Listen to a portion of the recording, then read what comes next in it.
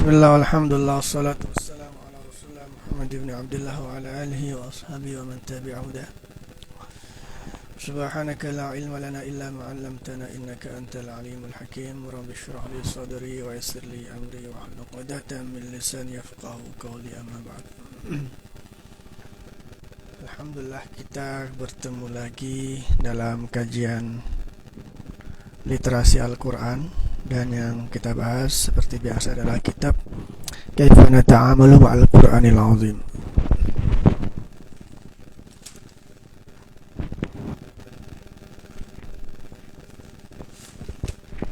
Maaf ya, salah kitab.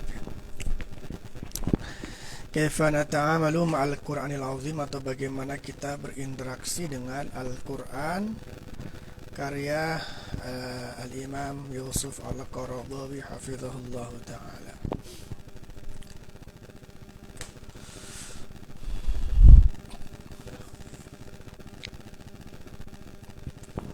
Alhamdulillah, ini kita sudah masuk ya ke bab pertama, karena sebelumnya kita masih di muqaddimah. Dan seperti yang sudah dijelaskan sebelumnya ya, bahwa kitab ini terdiri dari 4 bab utama ya. Bab pertama tentang keistimewaan Al-Quran sekaligus tujuan Al-Quran ya. Dan nanti ini akan kita bahas ya di bab pertama ini. Ini bab pertama juga banyak sekali pembahasannya, karena nanti ada sub-sub bab gitu ya.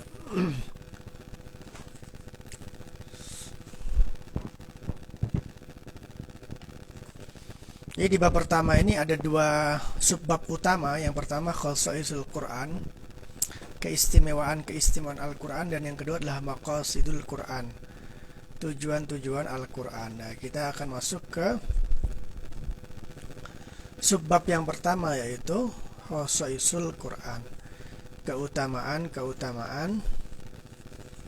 Al-Quran ya. Nah, dalam subbab yang berjudul keutamaan Al-Quran nanti juga ada 7 pembahasan. Pembahasan pertama berjudul Al-Quranu Kitabun Ilahiyun. Quran adalah kitab ilahi. Yang kedua, Kitabun Mahfuzun, kitab yang terjaga. Yang ketiga, Kitabun Mu'jizun, kitab yang merupakan mukjizat. Yang keempat, Kitabun Mubinun Muyassarun, kitab yang jelas dan dimudahkan. Yang kelima, Kitabuddini Kullihi, kitab agama, atau kullihi maksudnya kitab yang membahas seluruh ajaran agama. Yang keenam, Kitabuz Zamani Kullih, kitab yang selalu relevan dengan seluruh zaman. Yang ketujuh atau yang terakhir adalah Kitabul Insaniyati Kulliha, kitab dari seluruh nilai-nilai kemanusiaan. Jadi ini adalah 7 tema yang akan dibahas dalam subbab pertama yang berjudul Khasaisul Quran, keutamaan Al-Quran. Nah, yang pertama, Al-Quranu Kitabun Ilahiyun. Quran adalah kitab ilahi.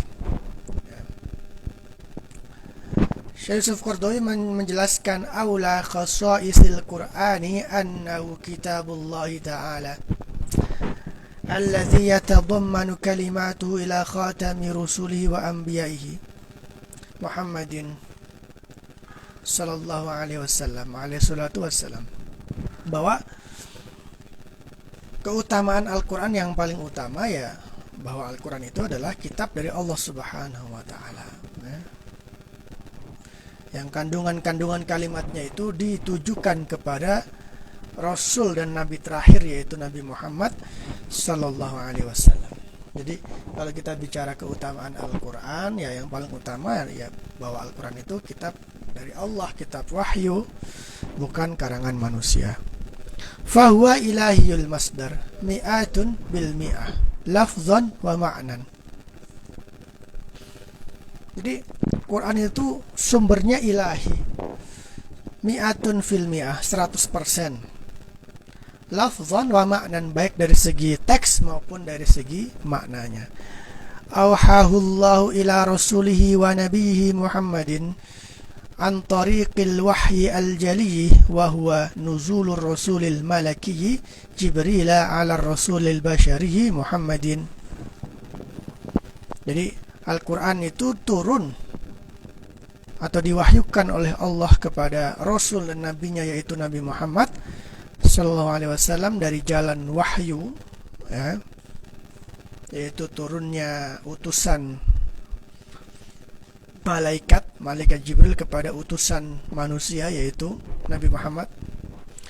Walaysa an tariqil wahyil ukhra min al-ilhami aw an-nafsi fi rawi wa min ar-ru'ya as-sadiqati aw ghairiha. Ya. Jadi demikianlah turunnya Al-Quran. Dia melalui proses wahyu yang al-jali. Karena wahyu itu kan, kalau nggak salah dalam keterangannya ada beberapa jenis, ya. Ada al-wahyu al-jali. Wahyu yang jali itu ya wahyu yang diturunkan melalui perantara malaikat Jibril. Kalau wahyu yang nggak jali, yang khafi itu ya bisa melalui mimpi kan, gitu kan, ya, bisa melalui ilham kan, gitu kan. Seperti Nabi Ibrahim itu mendapatkan wahyu untuk menyembelih putranya Nabi Ismail alaihi wassalam, itu juga dengan cara mimpi, gitu kan, ya. Walaysa an tariqil wahyi al-ukhra min al-ilham aw an-nafsi aw ar-rawi. Jadi bukan dengan cara wahyu yang lain seperti ilham, ya, seperti ar-ru'ya as-sadiqah atau ghairiha, seperti mimpi, ya, atau yang lain, ya. Yaqulullahu ta'ala, Allah berfirman dalam surat Hud ayat ke-1, kitabun uhkimat ayatu thumma fuslat min ladun hakimin khabir. Kitab yang dikukuhkan ayat-ayatnya, kemudian diperinci dari Allah, dari sisi Allah yang maha hakim dan maha mengetahui. Wa qala subhanahu yukhatibu rasulah. Dalam ayat yang lain Allah juga berfirman dalam rangka berbicara kepada Rasulnya, wa innaka latulaqal qur'ana min ladun hakimin alim. Dan sesungguhnya engkau pasti mendapatkan Al-Quran dari sisi Allah, sisi zat yang maha bijaksana dan maha mengetahui. An-Naml ayat 6.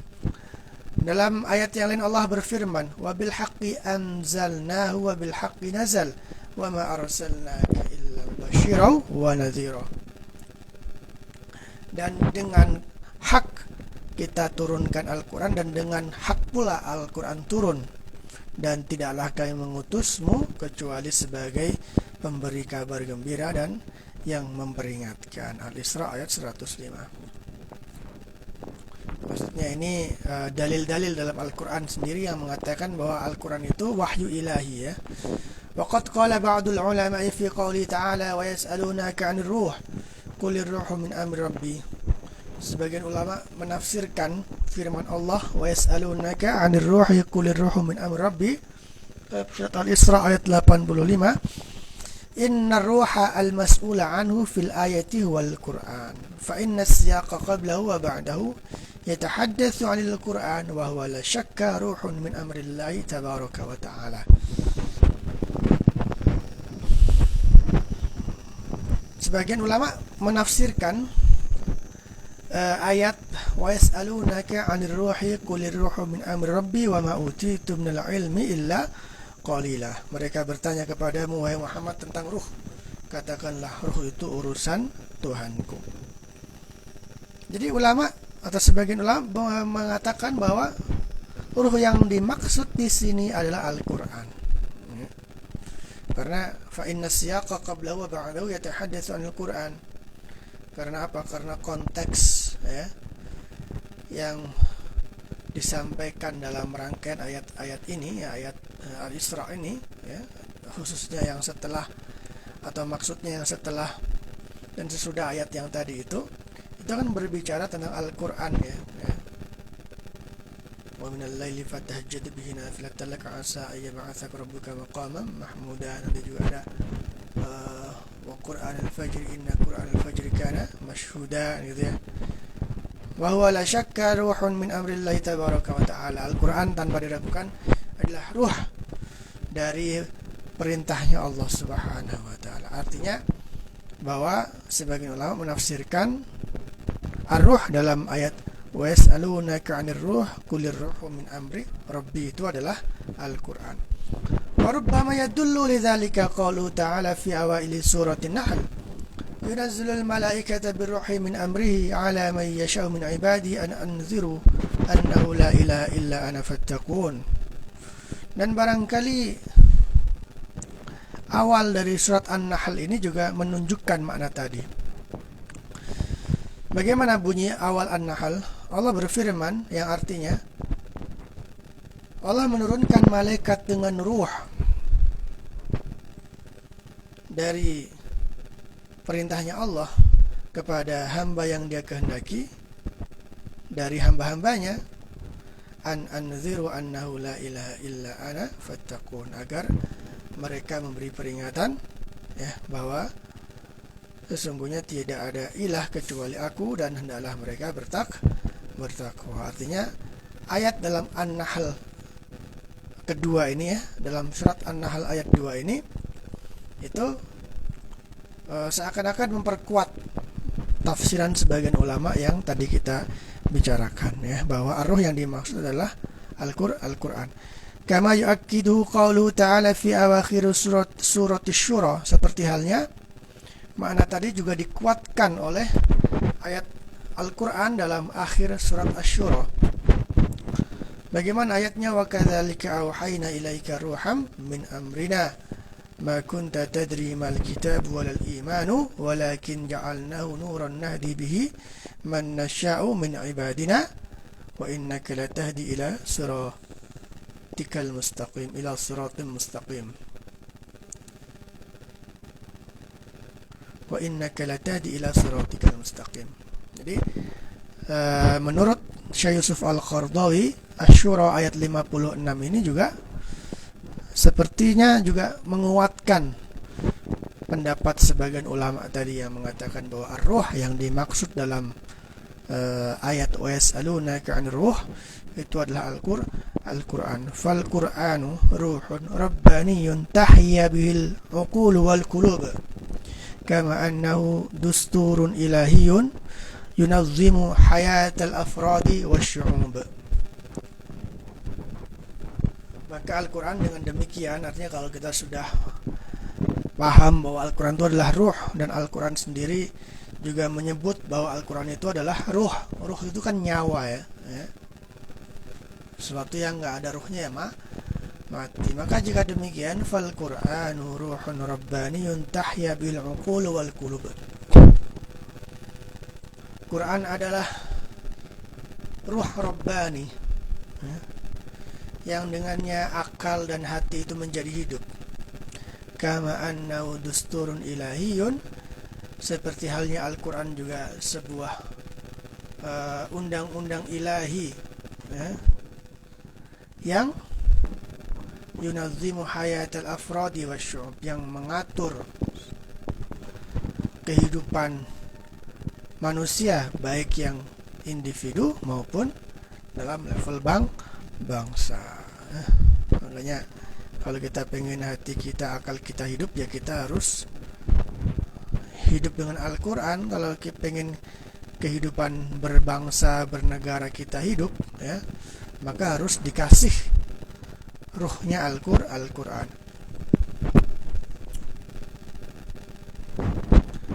Wa qad iqtadat hikmatullahi ta'ala ay yunazzilahu munajjaman wifqan lil hawadis.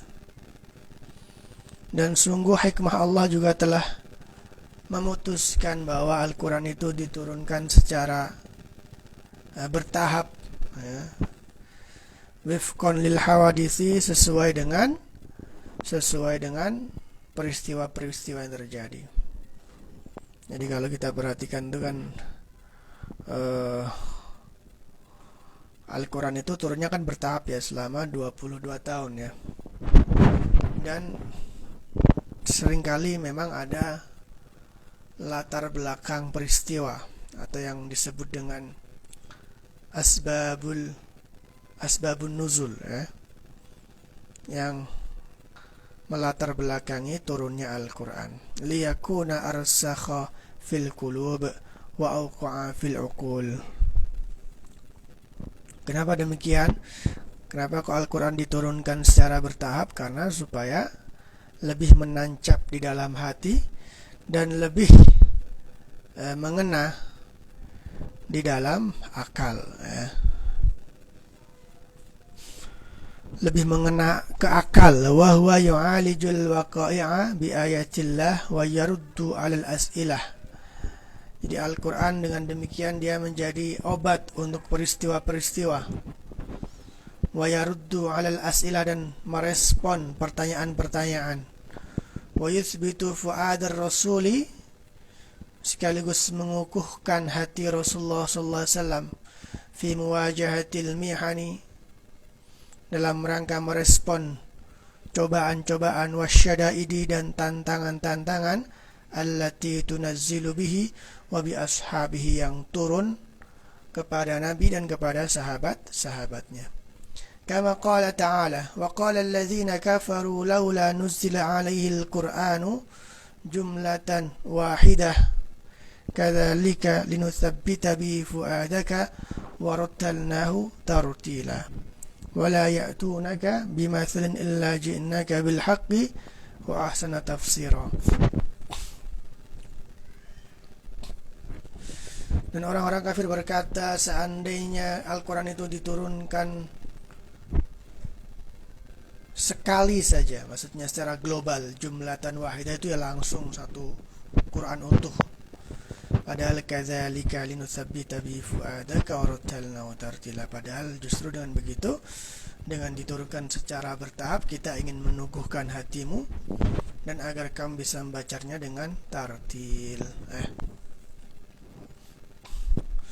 Artinya dalam paragraf yang terakhir kita baca, ada alasan-alasan kenapa Al-Quran itu diturunkan secara bertahap, ya.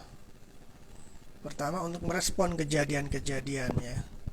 Ada kejadian ini, kemudian Al-Quran memberikan respon, memberikan tuntunan, memberikan jawaban, gitu kan. Karena Al-Quran ini kan punya tujuan untuk membenahi masyarakat, ya.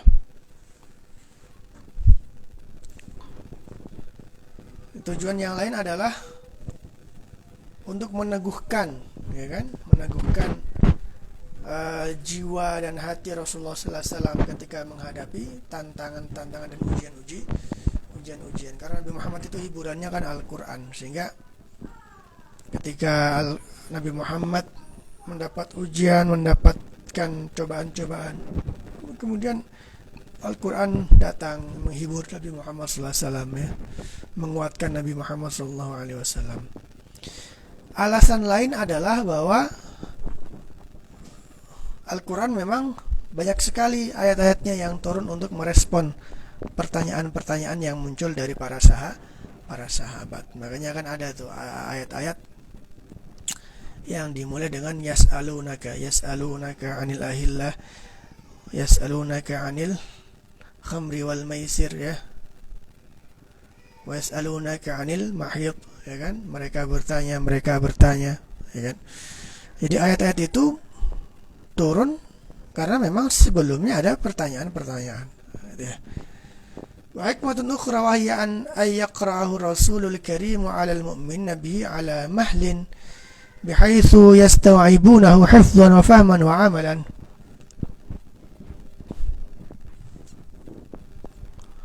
Kama qala azza wa jalla, wa qur'anan faraqnahu litaqra'ahu 'ala an-nasi 'ala mukthin wa nazzalnahu tanzila. Dan Quran yang kita perinci, yang kita turunkan secara bertahap, litaqra'ahu 'ala an-nasi 'ala mukthin, supaya kamu Muhammad bisa membacakannya kepada manusia, kepada para sahabatmu dengan pelan-pelan, ya. Warattalnahu tartil wa nazzalnahu tanzila, dan sungguh kami akan menurunkan Al-Quran dengan sebaik-baiknya. Ini juga alasan lain kenapa Al-Quran diturunkan secara bertahap, ya karena supaya kaum mukminin khususnya bisa menerima, ya, bisa menghafalkan, bisa menerima Al-Quran dengan baik, ya kan, ya, sehingga mereka bisa mempelajari dengan baik. Karena turunnya itu kan sedikit-sedikit ya, kayak kita belajar di sekolah itu kan pasti belajar kan sedikit-sedikit ya,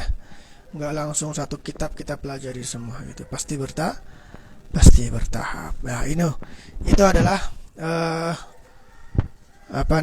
penjelasan atau dalil-dalil Al-Quran sendiri, dalil-dalil dari Al-Quran sendiri yang menegaskan bahwa Al-Quran itu adalah kitabun ilahiyun, kitab ilahi, kitab yang dari Allah. Sekaligus juga tadi kita baca penjelasan tentang alasan-alasan kenapa Al-Quran itu diturunkan secara bertahap. Insyaallah akan kita lanjutkan pekan depan ya. Aqulu qouli hadza wa astaghfirullakum subhanakallahumma wa bihamdika asyhadu an la ilaha illa anta astaghfiruka wa atubu ilaik. Wassalamualaikum warahmatullahi wabarakatuh.